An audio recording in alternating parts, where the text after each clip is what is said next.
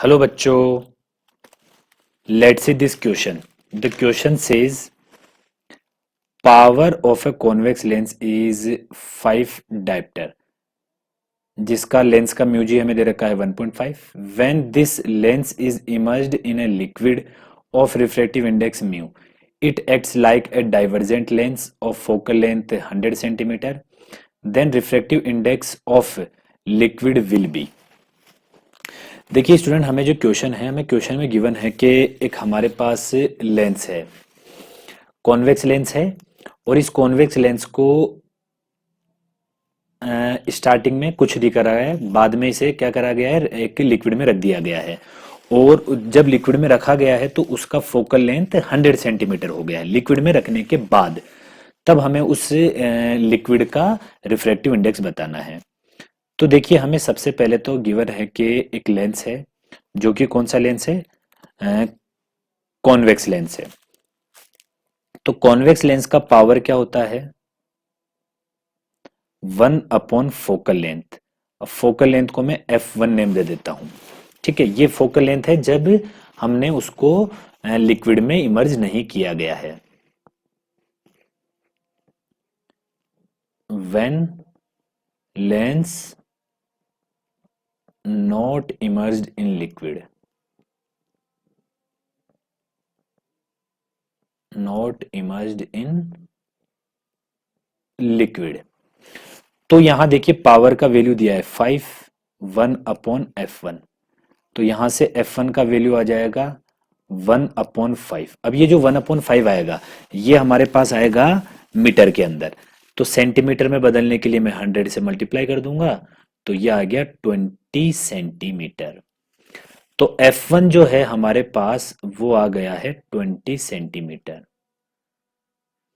तो ये जो 20 सेंटीमीटर आया है स्टूडेंट, ये हमारे पास इनिशियली जो फोकल लेंथ थी जब इमर्ज नहीं था लिक्विड में, तब की फोकल लेंथ आ गई है। तो अब मैं क्या करता हूं, यहां से रेडियस ऑफ कर्वेचर इसका निकाल लेता हूं कि जो लेंस है उसका रेडियस ऑफ कर्वेचर कितना होगा। तो देखिए, हमें पता है कि अगर ये कॉन्वेक्स लेंस है, यहां पे कुछ गिवन नहीं है, तो ये अगर मैं R1 लेता हूं और ये R2 लेता हूं, तो R1 और R2 को हमें यहाँ पे क्या लेना पड़ेगा, इक्वल लेना पड़ेगा, क्योंकि यहाँ पे इनके बारे में कुछ बोला नहीं गया है। तो इसे मैं R ले सकता हूं।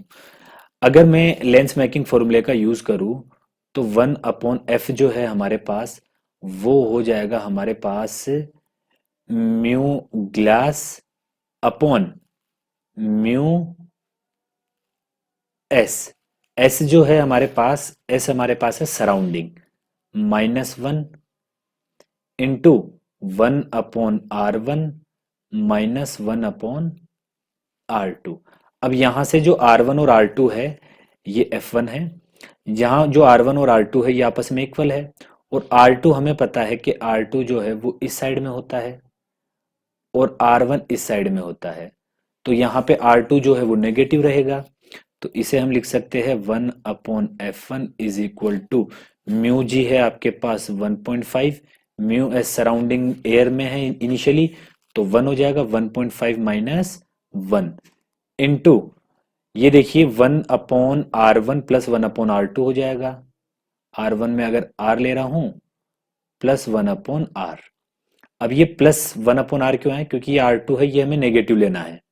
ठीक है, तो यहाँ पे प्लस आ जाएगा, माइनस ऑफ -R2 प्लस हो जाएगा। तो यहां से 1/F1 का जो वैल्यू है ये हमारे पास आएगा 0.5 इंटू 2/R। ठीक है, तो ये आ जाएगा आपके पास 1/R। तो R का जो वैल्यू है ये हमारे पास आया R is equal to F1, जो कि हमारे पास आया 20 सेंटीमीटर, क्योंकि F1 का वैल्यू 20 सेंटीमीटर है। तो ये हमारे पास आया 20 सेंटीमीटर। जब अब इसको अब हम लिक्विड में रख देते हैं, when lens emerged in liquid, और लिक्विड का जो रिफ्रैक्टिव इंडेक्स है वो है हमारे पास म्यू।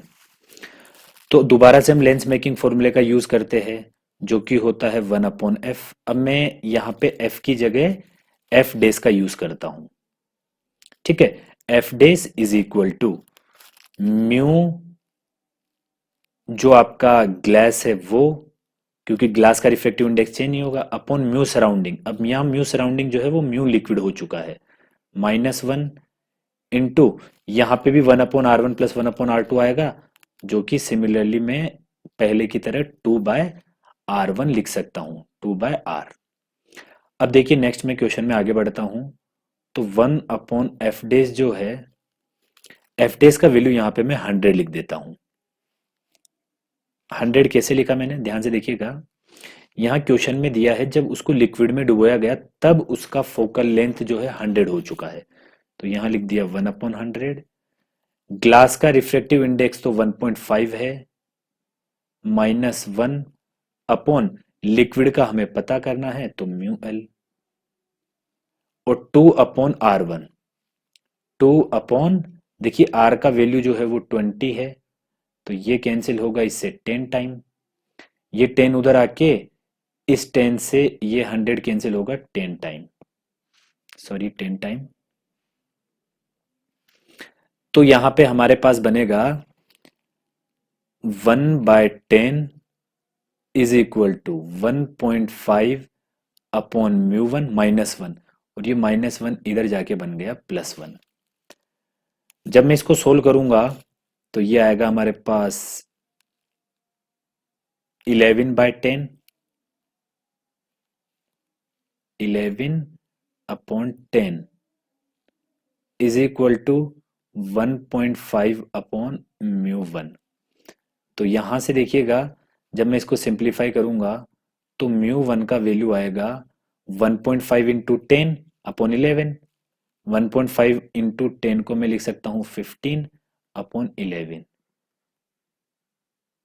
तो हमारे पास जो म्यू लिक्विड पूछा गया था, म्यू लिक्विड का वैल्यू हमारे पास आया है 15/11। क्लियर। तो ऑप्शन हमारे यहाँ पास यहाँ मैच नहीं हो रहा है, दैट मीन्स जो नन ऑफ दिस ऑप्शन है वो हमारा क्या हो जाएगा, करेक्ट आंसर हो जाएगा। क्लियर। तो अगर हम लास्ट में बात करें, the final answer is option number D which is none of these. Hope you understand it well. Best of luck.